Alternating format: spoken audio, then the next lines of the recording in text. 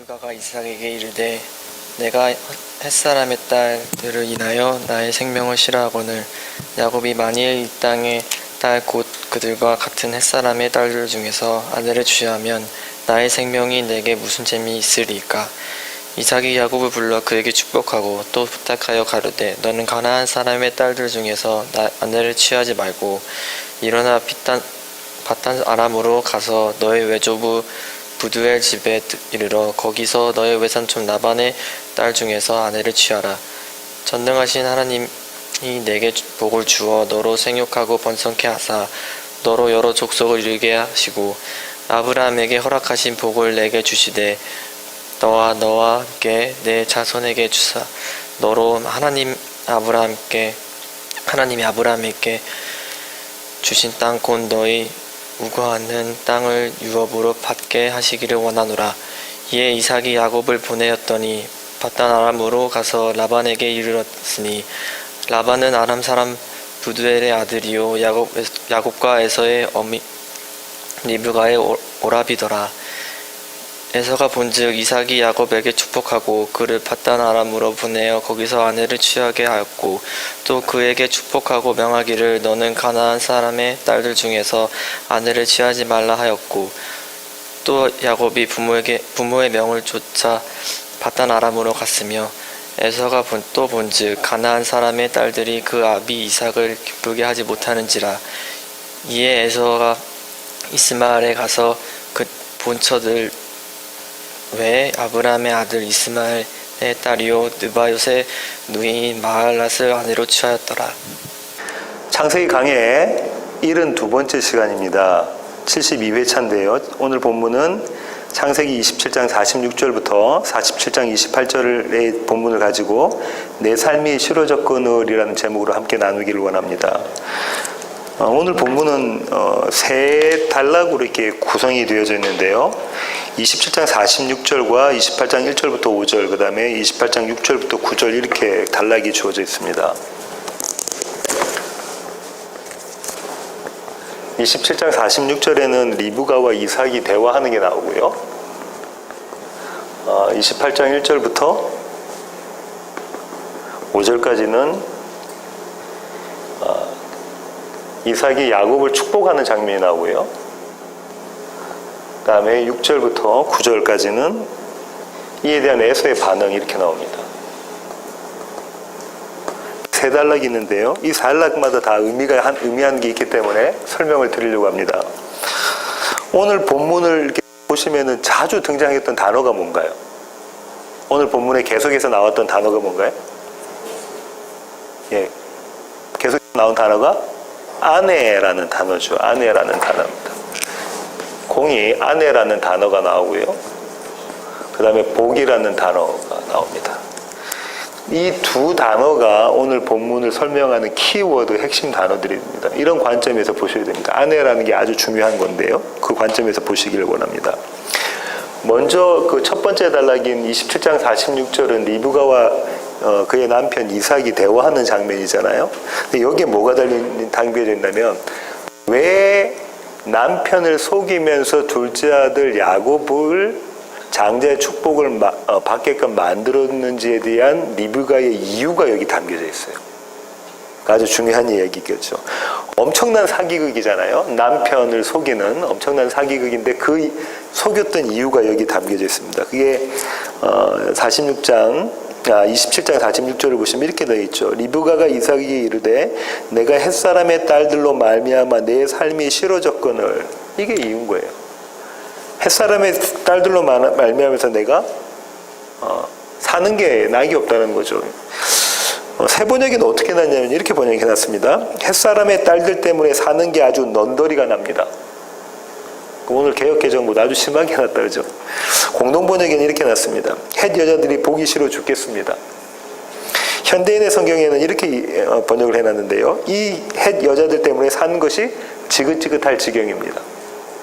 오늘 개혁개정에는 본문보다 심하게 번역을 해놨죠. 내가 이 여자들 때문에 못 살겠습니다라고 번역을 해놓은 겁니다.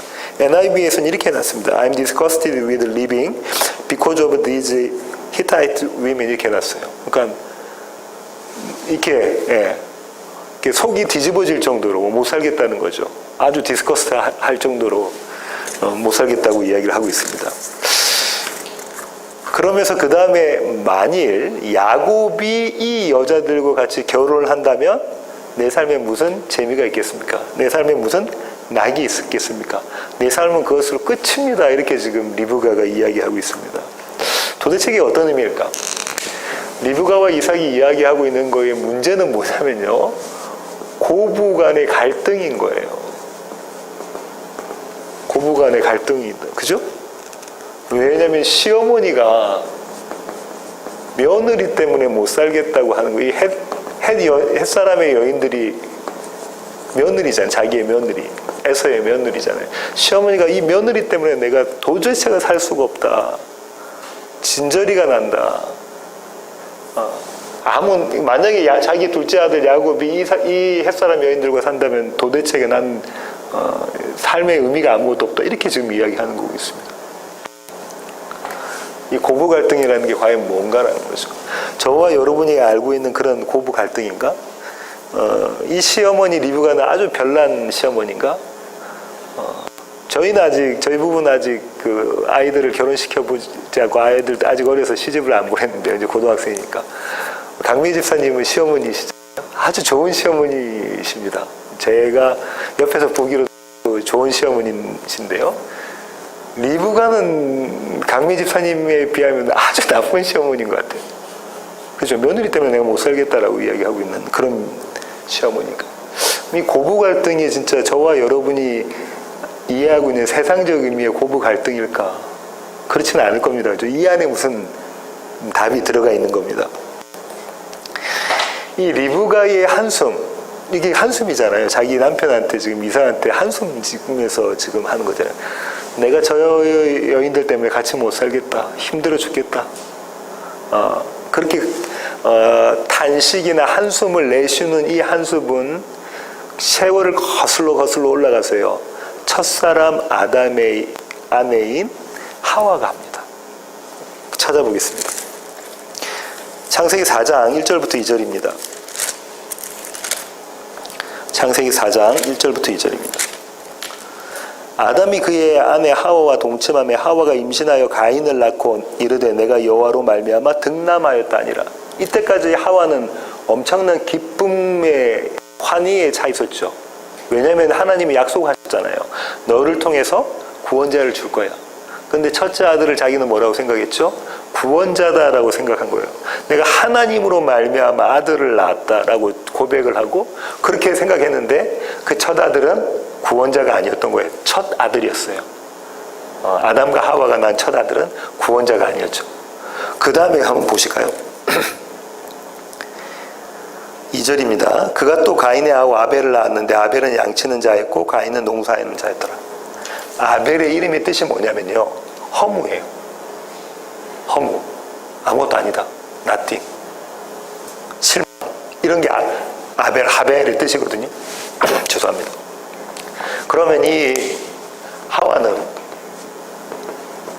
하와의 온통 기대는 가인에게 있었는데 가인이 이 사람 구원자 아니구나. 둘째를 낳으니까 아벨이었어요. 이 아벨은 이름을 허무라고요. 허무의 뜻입니다. 아무것도 아니구나. 실망이다. 아무것도 아니다. 그 뜻이 있는 거거든요. 근데 이 아벨을 죽임으로 해서 아벨 대신에 태어나는 셋째 아들 이름이 뭡니까? 셋입니다. 이때 희망이 보이는 거고, 이 셋을 통해서 그때 비로소 사람들이 여호와 이름을 불렀다, 하나님께 예배드렸다라는 이야기가 나오죠. 이 허무를 지금 얘기하고 있습니다. 리브가는 자기의 며느리들을 보고 뭘 지금 생각하고 있냐면 이 안에 생명이 없다라고 생각하고 있는 거죠. 이 여인들로는 생명을 얻을 수 없다라는 것, 이 하와의 고백을 지금 리브가가 하고 있습니다. 그럼 이 하와의 고백은 쭉 가서 사라에게 갔죠. 사라도 그런가요? 예. 자기로서는 아무것도 생산해낼 수 없다라는 걸 고백하고 하나님의 생명 씨를 받은 자잖아요. 그 다음에 또 이 리브가도 그랬죠. 60세 돼서 저기가 60세 돼서 이삭이 60세 돼서 아들 낳았으니까 리브가도 그랬습니다. 그 다음에 이 밑에 이제 라헬과 레아로 이어지는 이렇게 이 시어머니들에 대한 이야기들이 계속해서 이어지고 있잖아요. 어머니들에 대한 이야기, 어머니. 이 어머니는 참 의미가 있는 단어인데요. 창세기 3장으로 한번 가볼까요? 3장 20절 한번 가볼게요. 아담이 그의 아내 이름을 하와라 불렀으니 그는 모든 산자의 어머니가 됨이더라. 뭐라고 지금 이야기하고 있습니까? 하와라고 불렀던 이유가 뭐라고요? 모든 산자, 모든 산자의 어머니다 이렇게 이야기하고, 산자는 생명 있는 자입니다. 씨 가진 자. 누가요? 하와. 그럼 하와의 대를 잇는 며느리들은 어떻단 얘기죠? 모든 산자의 어머니라는 거죠. 다시 말하면 생명 있는 씨 가진 자라는 거예요. 어머니는 뱃속에 생명을 가지고 있습니까? 씨를 가지고 있습니까? 어머니와 생명은 하나인가요? 한 몸 이루고 있는 건가요? 그 얘기를 지금 하고 있는 거네요. 이렇게 지금 대가 지금 이어져 가고 있습니다. 근데 지금 리브가가 한숨을 짓는 거는 이 며느리 가지고는, 에서의 며느리 가지고는 이 생명이 없다라는 것을 고백하고 있는 거죠. 마치 하와가 첫째 아들 가인에게 생명이 없어 그렇게 생각했던 것처럼. 근데 둘째 아들이 죽고 난 다음에, 자기의 목숨을 바치는 둘째 아들이 죽고 난 다음에 그 자리를 대신하는 셋을 가지고 기쁨을 누리고 생명에 동참하는 모습이 그려져 있는 거잖아요. 그 이야기가 여기에 담겨져 있는 겁니다. 그렇습니다. 그 다음에 이 첫 번째 단락이 끝나고요. 두 번째 단락이 이제 시작되는데요. 이 두 번째 단락은 이삭이 야곱에게 축복해 주는 겁니다. 그렇죠? 이삭이 야곱에게 축복해 주는 단락입니다. 근데 이게 첫 번째, 이삭은 이미 야곱에게 축복을 했었나요? 했었습니다. 야곱이 아버지를 속이고 양털 가지고 또 염소 털 가지고 염소 옷을 염소 고기로 만든 음식을 가지고 가서 별미를 대접하고 축복을 받았잖아요. 근데 지금 이 이삭이 야곱을 축복하는 건 그때와는 경우가 다릅니다. 그때 이삭은 누군 줄 알고 야곱을 축복했습니까? 형 에서인 줄 알고 축복을 했죠. 장남인 줄 알고. 지금은 누군 줄 알고 축복합니까? 차남 야곱인 줄 알고 축복하는 장면입니다. 이 축복하는 장면은 차남이 하나님의 뜻을 가진, 하나님의 복을 받을 장자권을 가진 자구나라는 걸 인식하고 난 다음에, 하나님께로부터 깨닫고 난 다음에 다시 축복하는 장면인 거죠. 그렇습니다. 이 축복을 하면서, 축복하기 바로 전에 이삭은 야곱에게 당부를 합니다. 야곱이 이제 집을 떠나게 돼요. 왜 떠나겠냐면 자기 형이 자기 동생을 잡아 죽이려고 합니다. 형은 힘이 센 자죠. 나가서 사냥을 하는 자니까 힘이 센 자고, 야곱은 집에서 살림하던 자였습니다. 그 자를 잡아 죽이려고 하니까 이제 도망을 가야 되잖아요. 이제 내보내야 되잖아요. 그때에 이제 이삭이 야곱에게 축복하면서 그 축복하기 전에 당부를 이야기를 하는데요. 저와 여러분 같으면 자식을 멀리 내보낼 때 어떤 당부를 하겠습니까? 어떤 당부를 하죠? 차 조심하고, 잘 먹고, 굶지 말고, 잠 잘 자고, 건강하게 그렇게 해라. 보통 그렇게 몸 조심해라라고 당부하지 않습니까? 태연이 어머니 가시면서 몸 조심하라고 당부하죠. 네, 대부분이 다 그렇게 당부를 하게 되는데, 이 이삭은 야곱에게 다른 당부를 합니다. 저와 여러분하고 다른 당부인데, 그 당부가 뭐냐면,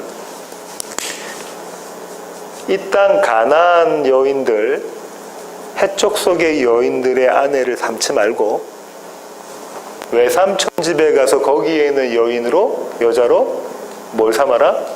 아내를 삼아라. 너는 반드시 그 일을 해라라고 당부를 해요. 이게 당부예요. 너는 그 여인, 가나안의 여인이 아니라 하나님께서 택하신 그 여인을 아내로 맞아라. 이 당부를 합니다.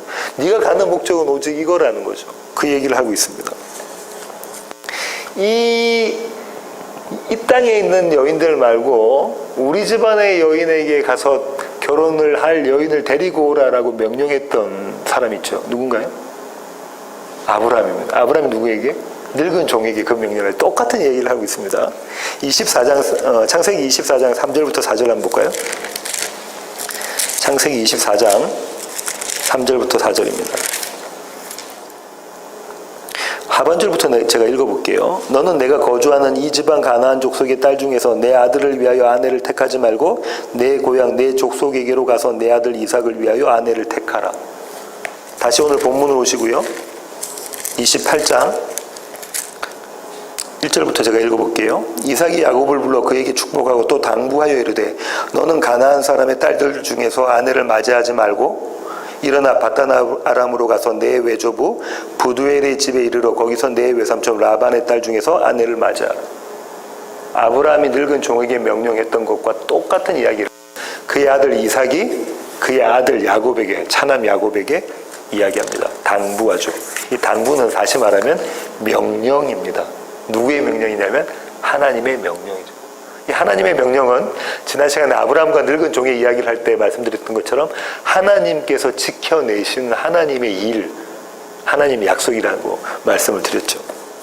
그러면 이 가나안 땅에서 하란까지 가잖아요. 하란에 지금 외삼촌 집이 있으니까요. 외삼촌 라반의 집이 여기 있죠. 외삼촌도 이 하란에 있습니다. 이 가나안에서 외삼촌 때까지 가는 야곱의 여정, 야곱의 이 여정은 무슨 의미가 있냐면 자기 형의 자기를 죽이려고 하는, 자기의 목숨을 빼앗으려고 하는 그런 위협에서 벗어나서 안전한 생명을 보존하기 위해서 하란으로 가는, 그게 표면적인 얘기지만 이면적으로는 행간은 어떤 게 담겨져 있냐면 여기는 생명 없음, 여기의 여인들은 생명 없으니까 생명 있는 여인을 데리고 오는 그림이 그려져 있는 거죠. 생명 있는 여인을 데리고 오는 그림이 그려져 있는 겁니다. 자기 아버지 이삭을 위해서 늙은 종이 하란에 갔다가 온 것처럼 똑같은 의미가 담겨져 있는 겁니다. 그 다음에 이제 이렇게 당부를 하고 난 다음에 이제 본격적인 축복을 합니다. 이삭이 자기 아들에게 축복을 하는데요. 3절 한번 보실까요? 전능하신 하나님이 내게 복을 주시어 내가 생육하고 번성하게 하여 내가 여러 족속을 이루게 하시고, 4절입니다. 아브라함에게 허락하신 복을 내게 주시되 너와 함께한 내 자손에게도 주사 하나님이 아브라함에게 주신 땅 곧 내가 거류하는 땅을 내가 차지하게 하시기를 원하노라. 이 이삭이 야곱을 축복하는데 아주 중요한 얘기가 나오는데, 첫 번째가 뭐냐면 축복의 주체가 누구라고 말씀하시냐면 전능하신 하나님이에요. 전능하신 하나님. Almighty 가신 거죠. 이 전능하신 하나님은 히브리어로는 어떻게 쓰냐면 엘샤다입니다. 저와 여러분이 너무나 잘 아는, 우리 찬양으로도 부르잖아요. 엘샤다이 엘샤다이 하고 찬양도 부르잖아요. 그 엘샤다이의 하나님이에요. 전능하신 하나님. 그럼 보통 어떻게 생각하냐면 우리는 전능하신 하나님을 나의 기도에 응답해 주시는 하나님을 생각하지 않습니까? 내가 원하는 것을 이루어 주시고 성취해 주시는 그런 하나님. 내가 아플 때 내 병을 낫게 하시고, 내가 사업이 부도가 났을 때 사업을 회복시켜 주시고, 뭐 하여튼 이런 하나님이 전능하신 하나님을 생각하고 이 엘샤다이의 하나님께 우리는 기도하잖아요. 근데 성경에서 엘샤다이 하나님이 나와 있는 곳은 그런 장면이 아닙니다.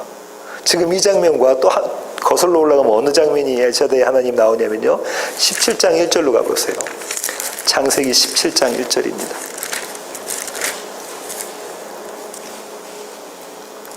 창세기 17장 1절입니다.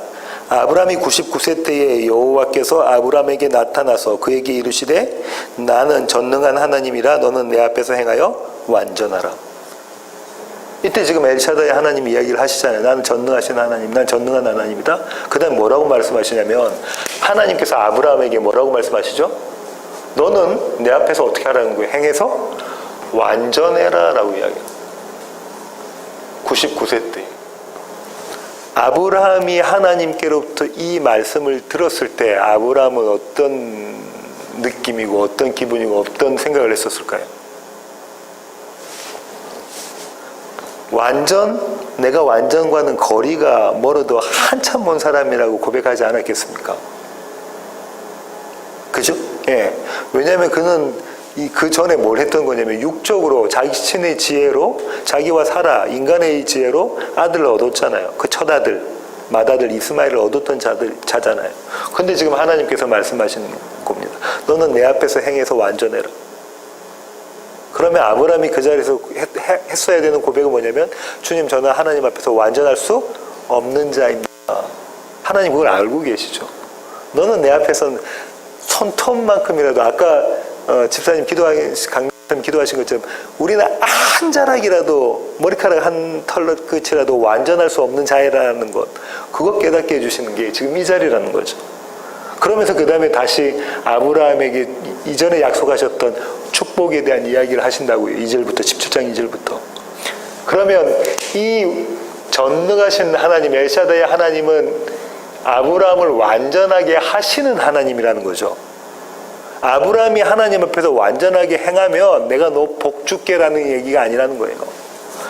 아브라함아, 네가 내 앞에서 완전하게 행하면, 다른 사람들 돕고 사랑하고 뭐 어떻게 하고 봉사하고 헌신하고 교회도 열심히 참석하고 이렇게 네가 완전한 걸 보여주면 그때 내가 너에게 복 부어줄게, 이 얘기가 아니라는 거죠. 엘샤다의 하나님 그런 하나님이 아니라 어떤 거냐면, 너는 완전하지 않은 자, 너는 완전과는 정반대의 선자, 너로서는 도대체가 무언가를 해낼 수 없는 자라는 것을 깨닫게 하시고 그 자를 어떻게 완전한 자로 만들어내시는 분이 엘샤다의 하나님, 전능하신 하나님이라는 거예요. 이미 이건 제가 아브라함의 약속 시간에 벌써 이미 다뤘었는데요. 그 이야기를 지금 이삭이 자기 아들인 야곱에게 합니다. 전능하신 하나님이, 오늘 본문으로 다시 돌아가시죠. 28장으로 다시 돌아가세요. 3절입니다. 전능하신 하나님이 내게 복을 주시길 원한다 라고 지금 아버지 이삭이 아들 야곱에게 이야기하죠. 또 한 가지 중요한 게 있는데요. 4절 한번 보세요. 아브라함에게 허락하신 복을 내게 주시되, 이 복은 아브라함에게 이미 허락하셨던 복이라는 거죠. 그럼 여기서 지금 이런 공식이 성립이 됩니다. 아브라함에게 허락하신 복을 주신 것, 아브라함의 복은 이삭의 복이고 이 복은 야곱의 복이다. 아브라함의 전능하신 하나님은 이삭의 전능하신 하나님이고 야곱의 엘샤다의 하나님이다. 이런 공식이 성립이 된다, 그죠? 공식이 성립니다.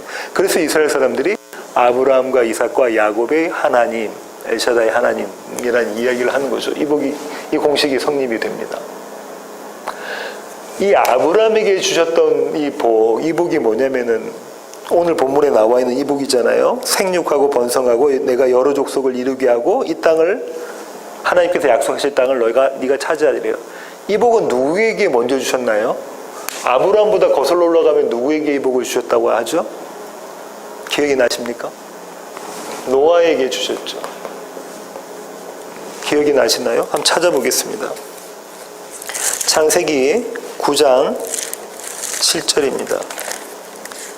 창세기 9장 7절. 너희는 생육하고 번성하며 땅이 가득하여 그 중에서 번성하라 하셨더라. 1절, 9장 1절입니다. 하나님이 노아와 그 아들들에게 복을 주시며 그들에게 이르시되 생육하고 번성하여 땅이 충만하라. 8장 17절. 너와 함께한 모든 혈육 있는 생물 곧 새와 가축과 땅에서 기는 모든 것을 다 끌어내라. 이것들이 땅에서 생육하고 그 땅에서 번성하리라 하십니다. 이 얘기는 원래 누구에게 주신 건가요? 이 복은 첫사람 아담과 하와에게 주셨잖아요. 1장 28절 한번 볼까요? 창세기 1장 28절. 하나님이 그들에게 복을 주시며 하나님이 그들에게 이르시되 생육하고 번성하여 땅에 충만하라. 땅을 정복하라. 바다의 물고기와 하늘의 새와 땅에 움직이는 모든 생물을 다스리라. 그러면 지금 이삭이 야곱에게 이야기하는 하나님께서 야곱에게 주시는 복은 이삭도 받은 복이고 아브라함이 받은 복이고 노아가 받은 복이고 더 거슬러 올라가면 아담이 받은 복이잖아요. 근데 이 복의 내용이 뭐냐면 생육, 번성, 땅의 충만, 플러스 땅을 정복해. 복은 이 두 가지라는 거죠.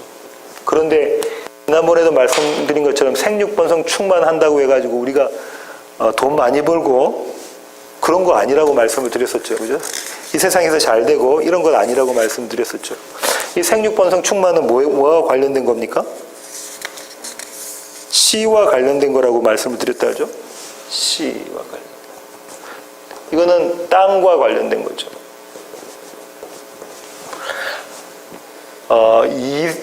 야곱은이 이 가나안 땅을 떠나서 하란으로 갔다가 하란에서 다시 가나안으로 돌아올 때는 이름이 바뀌어서 돌아옵니다. 갈 때는 이름이 뭐 있죠? 야곱, 속이는 자고, 올 때는요 이스라엘이라고 이름이 바뀌죠. 이 이스라엘은 누구를 이야기합니까? 야곱을 이야기하지만 이 이스라엘은 사실 이 야곱의 12 아들들 이야기, 12지파 이야기하죠.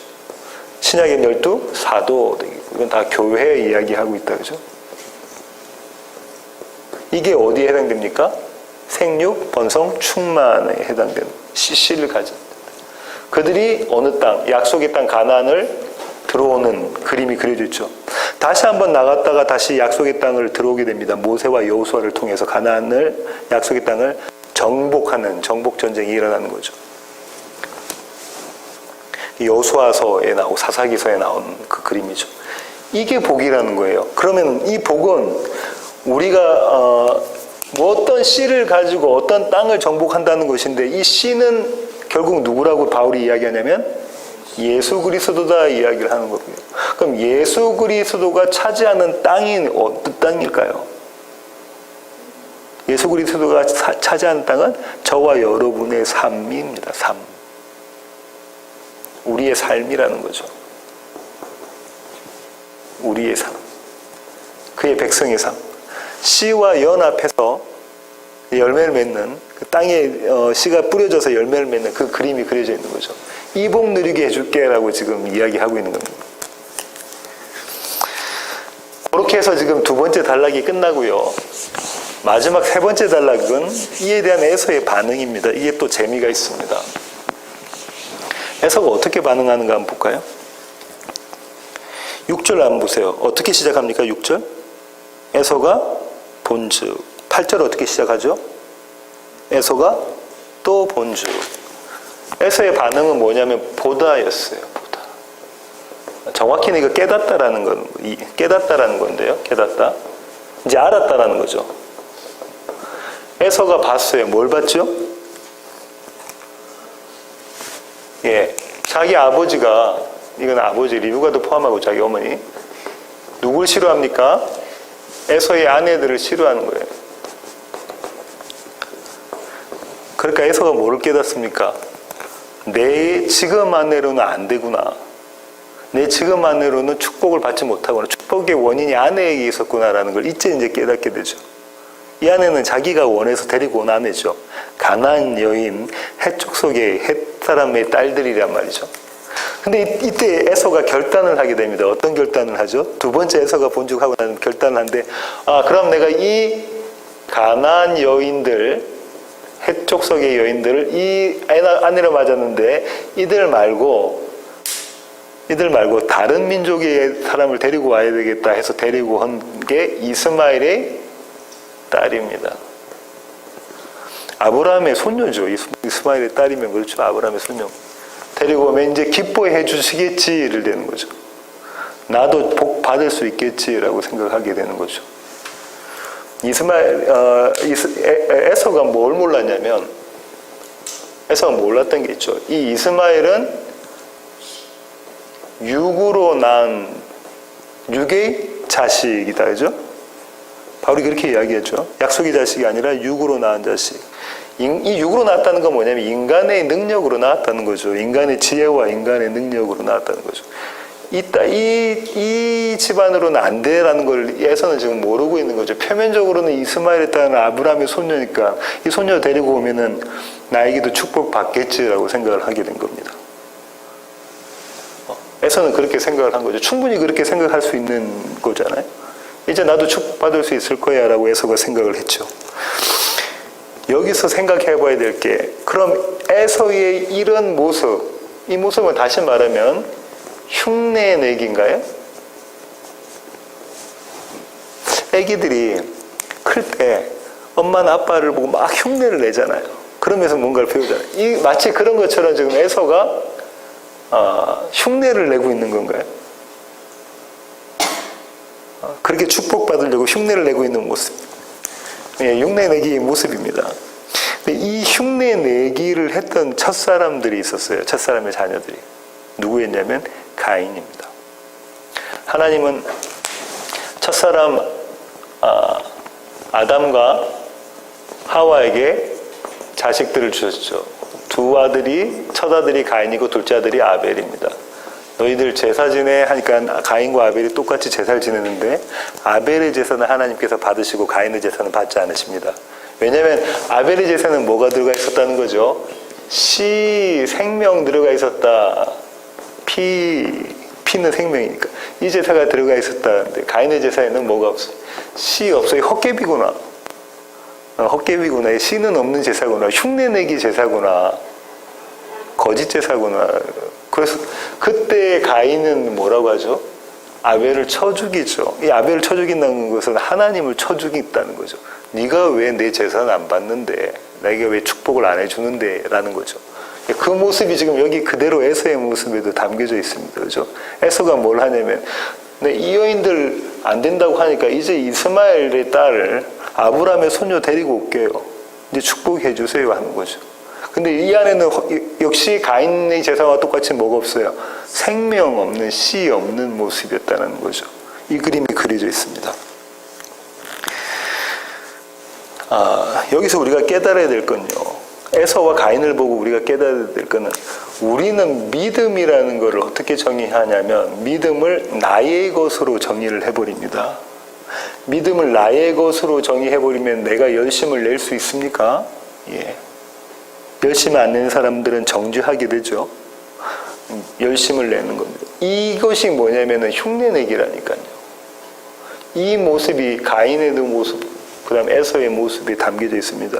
우리는 쉽게 생각해서 에서가 제사 지낸 건 어떻게 생각하냐면, 그냥 뭐 시원찮게 뭐 이렇게 예배 드리는 것처럼, 그냥 시원찮게 이렇게 한 것처럼 생각하는데 그렇지 않았을 거예요. 그렇지 않았다고 생각합니다. 저는 에서가 엄청나게 정성을 다해서 있는 힘껏 하나님께 제사 드렸다고 생각합니다. 가인이. 그리고 이 에서도 그런 의미에서 에서는 대단한 남자예요.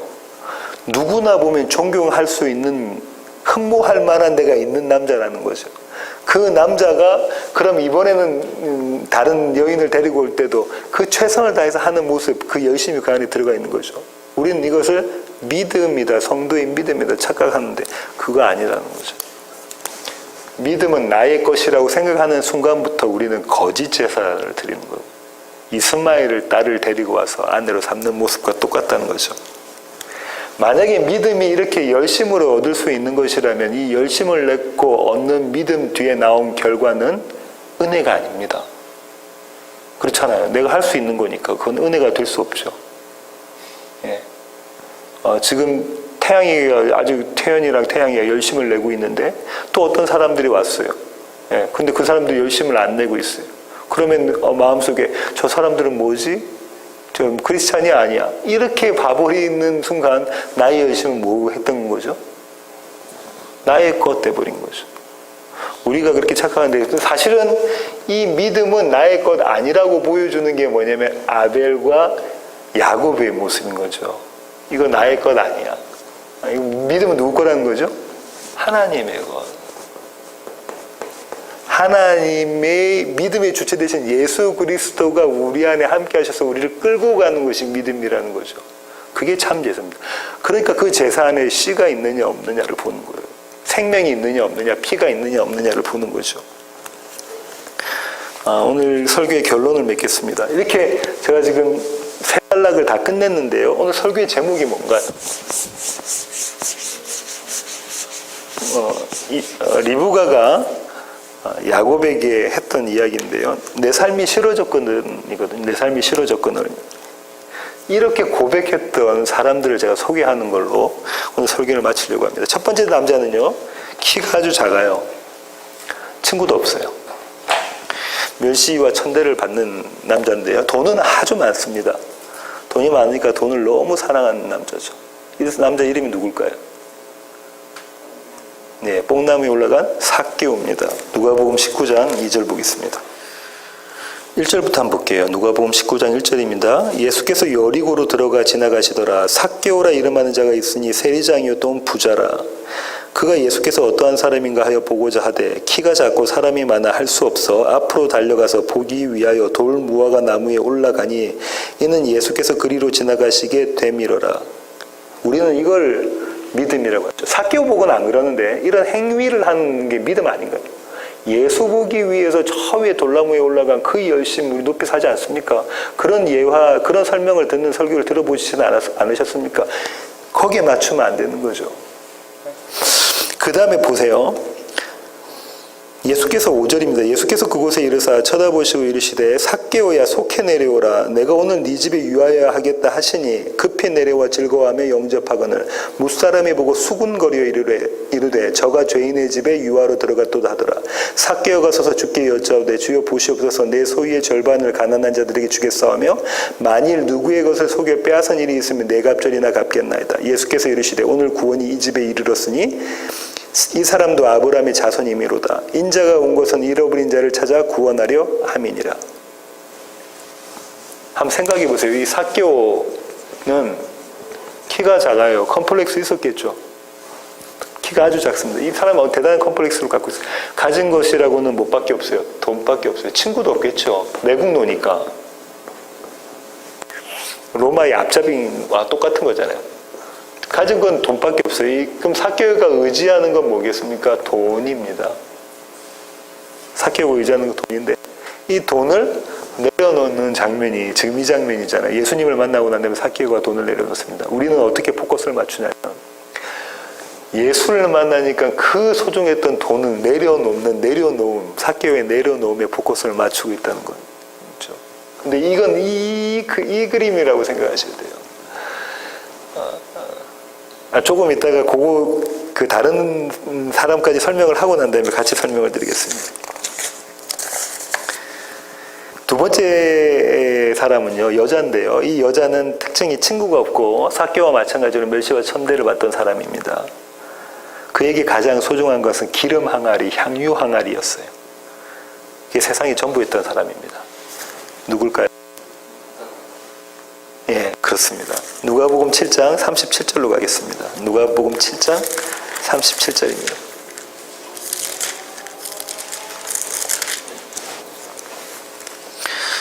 36절부터 한번 제가 읽어볼게요. 한 바리새인이 예수께 자기와 함께 잡수시기를 청하니 이에 바리새인의 집에 들어가 앉으셨을 때에 그 동네에 죄를 지은 한 여자가 있어 예수께서 바리새인의 집에 앉아 계심을 알고 향유 담은 옥합을 가지고 와서 예수의 뒤로 그 발곁에 서서 울며 눈물로 그 발을 적시고 자기 머리털로 닦고 그 발에 입 맞추고 향유를 부으니 예수를 청한 바리새인이 그것을 보고 마음에 이르되 이 사람이 만일 선지자라면 자기를 만지는 이 여자가 누구며 어떠한 곧 죄인인 줄을 알았으리라 하거늘 예수께서 대답하여 이르시되 시몬아 내가 네게 이를 말이 있다 하시니 그가 이르되 선생님 말씀하소서. 이르시되 빚 주는 사람에게 빚진 자가 둘이 있어 하나는 500데나리온을 졌고 하나는 50데나리온을 졌는데 갚을 것이 없으므로 둘 다 탕감하여 주었으니 둘 중에 누가 그를 더 사랑하겠느냐. 시몬이 대답하여 이르되 내 생각에는 많이 탕감함을 받은 자니이다.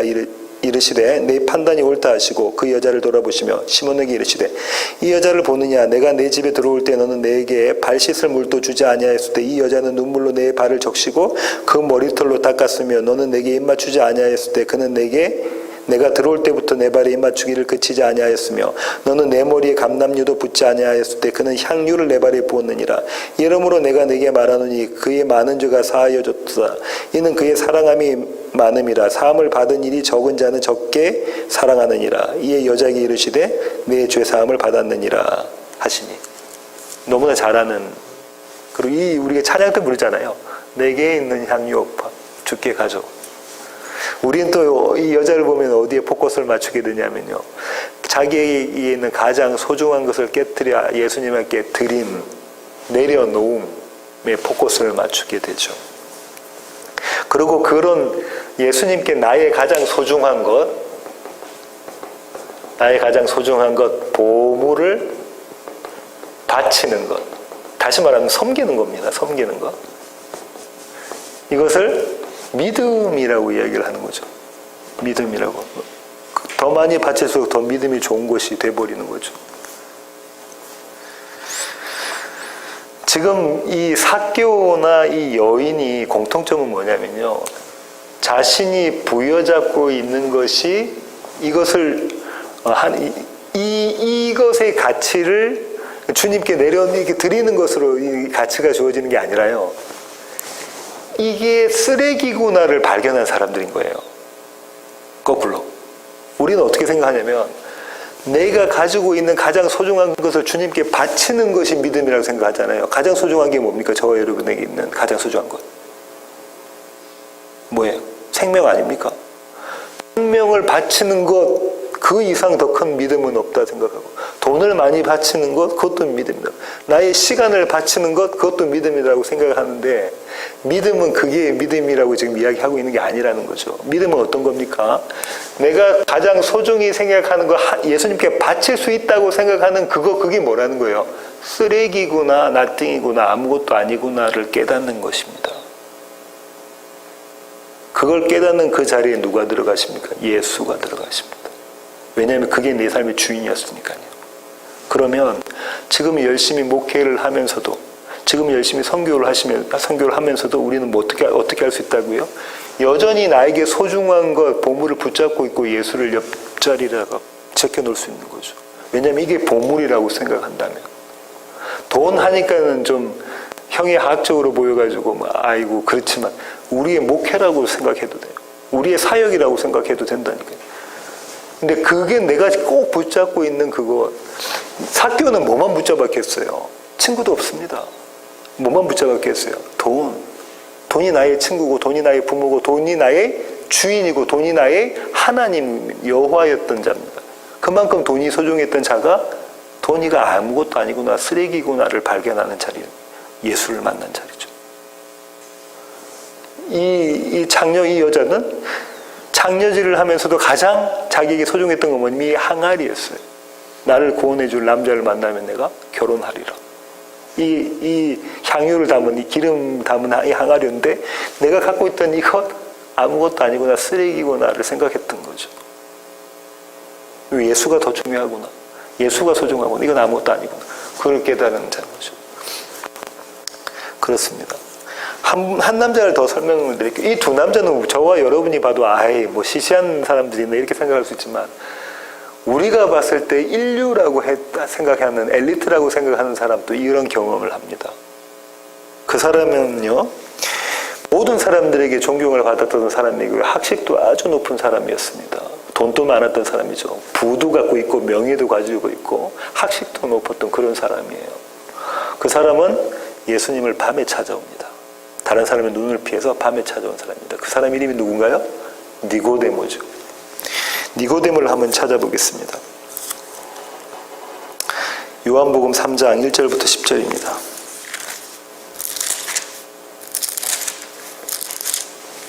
요한복음 3장 1절부터. 그런데 바리새인 중 니고데모라 하는 사람이 있으니 유대인의 지도자라. 그가 밤에 예수께 와서 이르되 랍비여, 우리가 당신은 하나님께로부터 오신 선생인 줄 아나이다. 하나님이 함께 하시지 아니하시면 당신이 행하시는 이 표적을 아무도 알 수 없음이니이다. 예수께서 대답하여 이르시되 진실로 진실로 내게 이르노니 사람이 거듭나지 아니하면 하나님 나라를 볼 수 없느니라. 니고데모가 이르되 사람이 늙으면 어떻게 날 수 있사옵나이까? 두 번째 모태에 들어갔다가 날 수 있사옵나이까? 예수께서 대답하시되 진실로 진실로 내게 이르노니 사람이 물과 성령으로 나지 아니하면 하나님 나라에 들어갈 수 없느니라.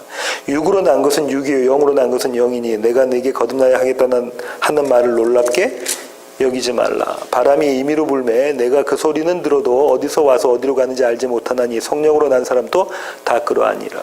니고데모가 대답하여 이르되 어찌 그러한 일이 있을 수 있나이까? 예수께서 그에게 대답하여 이르시되 너는 이스라엘의 선생으로서 이러한 것들을 알지 못하느냐? 네가 선생이잖아. 네가 바리새인이잖아. 그런데 너 이것도 모르니? 이렇게 이야기를 하시죠. 이렇게 예수님과 첫 만남을 가진 밤에, 낮이 아니라 밤에 첫 만남을 가진 니고데모는 바뀌어집니다. 한 번 더 보겠습니다. 7장 계속해서 요한복음입니다. 7장 40절부터 볼까요?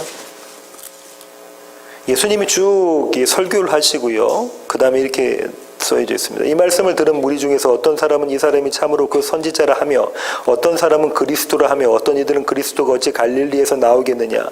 성경에 이르기를 그리스도는 다윗의 씨로 또 다윗이 살던 마을 베들레헴에서 나오리라 하지 아니하였느냐 하며 예수로 말미암아 무리 중에서 쟁론이 되니 그 중에는 그를 잡고자 하는 자들도 있으나 손을 대는 자가 없더라.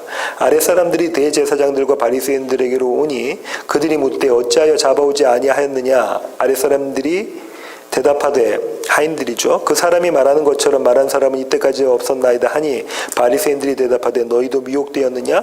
당국자들이나 바리새인 중에 그를 믿는 자가 있느냐? 율법을 알지 못하는 이 무리는 저주를 받은 자로다. 그 중에 한 사람 곧 전에 예수께 왔던 니고데모가 그들에게 말하되 우리 율법은 사람의 말을 듣고 그 행한 것을 알기 전에 심판하느냐? 그들이 대답하여 이르되 너도 갈릴리에서 왔느냐? 찾아보라 갈릴리에서는 선지자가 나지 못하느니라 하였더라. 이때 니고데모가 예수님을 변론을 하죠. 예, 변론을 합니다. 근데 완전히 예수님이 제자가 되지 못하고 변론을 하는 단계까지 가는데 마지막인 니고데모가 완전히 바뀌죠. 바뀐 모습은 19장으로 가겠습니다. 요한복음 19장 39절에서 40절입니다. 요한복음 19장 39절에서 40절. 일찍이 예수께 밤에 찾아왔던 니고데모도 몰약과 침량 섞은 것을 100리트라쯤 가지고 온지라. 이에 예수의 시체를 가져다가 유대인의 장례의 법대로 그 향품과 함께 세마포로 쌌더라. 니고데모는 부자라고 말씀을 드렸고요. 이 종류의 향유면 이미 요한복음 강의 때 말씀드린 것처럼 아주 부자나 아주 지위 높은 사람이나 왕이나 그런 사람들이 그 장례식을 할 때 사용되는 양만큼 된다는 거죠. 니고데모에게 예수는 누구였다는 거예요? 왕이다라는 거죠. 몰래 다른 사람의 눈을 피해서 몰래 밤에 찾아와서 진리에 대해서 묻던 그가 예수님을 만나고 예수님께 말씀하신 대로 거듭나고 난 다음에 예수를 왕으로 생각하게 돼요. 자기가 가지고 있었던 학식, 자기가 갖고 있었던 명예, 자기가 가지고 있는 모든 게 이게 다 뭐라고요? 쓰레기구나 생각했다. 이게 내 삶이 싫어졌구나입니다. 내 삶이 싫어졌구나. 리브가는 왜 자신의 삶이 싫어졌다고 이야기했죠? 무슨 이유 때문에? 고부 갈등이라고 그랬잖아요. 누구 때문에? 며느리들 때문이죠. 어떤 며느리입니까? 햇사람들, 가나안 사람들. 이 햇사람, 가나안 사람 누구 얘기합니까? 애굽, 바벨론, 아수르. 그죠? 더 내려가면 헬라, 로마. 지금 같으면 이 세상 전체 이야기하죠. 이것들 때문에 내 삶이 싫어졌건을 이야기해요. 내 삶의 주인이 이게 되었구나. 그러니까 내 삶이 싫어졌다라고 고백하는 거죠. 이 리브가의 고백은 이게 믿음, 신앙 고백인데요. 이 리브가의 고백은 리브가가 스스로 할 수 없는 겁니다. 저와 여러분을 보세요. 우리 이거 싫어합니까? 우리 세상 싫어합니까? 아니, 그렇지 않잖아요. 저와 여러분이 할 수 없는 고백인데 하나님이 만들어내시는 고백인 거죠. 뭐라고요? 내 삶이 싫어졌거늘. 누구 때문에? 세상 때문에. 하나님은 순간순간 문득문득 뭘 고백하게 하시냐면 우리로 하여금 내 삶에 내가 주인 삼았던 것들, 그게 정말 쓰레기구나를 경험하게 하시고 예수를 붙잡게 만들어내시죠. 계속 있는 게 아니고요. 문득문득 그 일을 하게 하십니다. 매일의 우리의 삶 가운데 햇사람의 여인들인 세상의 모습을 보면서 이 진절머리가 납니다. 주님을 고백하게 하죠. 다시 돌아갔다가 다시 진절머리가 납니다. 주님 하고 다시 그 며느리하고 같이 살다가 그런 모습이 그림이 그려져 있는 거죠. 이 리브가의 고백은 뭐 위에 서 있냐면요. 내가 그들을 좋아했던 모습 위에 서 있어야 됩니다. 다시 말하면 나는 여전히 누굴 좋아하냐면 햇사람의 며느리들을 좋아하는 모습이었던 거예요. 근데 그 고백을 만들어내시는 하나님의 일, 거기에 포커스를 맞춰야 되는 거죠. 저와 여러분이 그렇습니다. 항상 우리는 세상을 더 좋아한다니까요. 제가 비유 삼아 말씀드린 것처럼 스프링을 꽉 잡고 있다가 딱 놓으면 자기 원래 자리로 복귀하려고 하잖아요. 그런 것처럼 우리는 주님이 잡고 있는 주님이 우리를 잡고 계시다 딱 놓으면 어디로 복귀한다고요? 세상 바벨론으로 복귀한다네.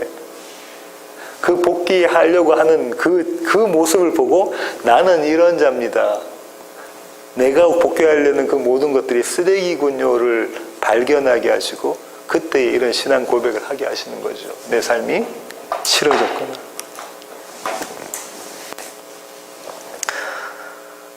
오늘 좀 어려웠을 수 있는데요. 이 고백이 저와 여러분 고백되기를 원하고요. 내 삶이 싫어졌거늘이 은혜로 다가오기를 원합니다.